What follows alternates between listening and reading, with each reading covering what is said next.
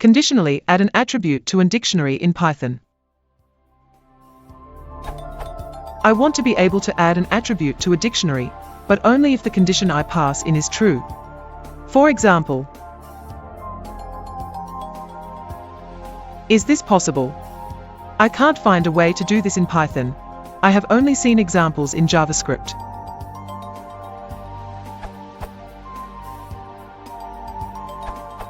You can't do it with quite that syntax.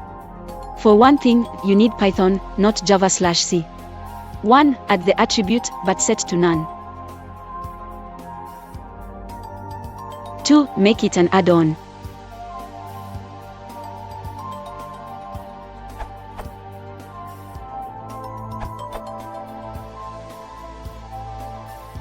D.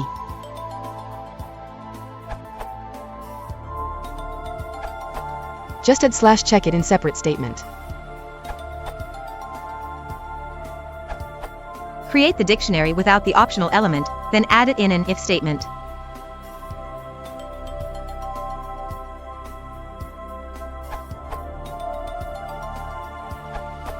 Yes, just create the dictionary without the attribute, then create an if statement to add it if the condition is true.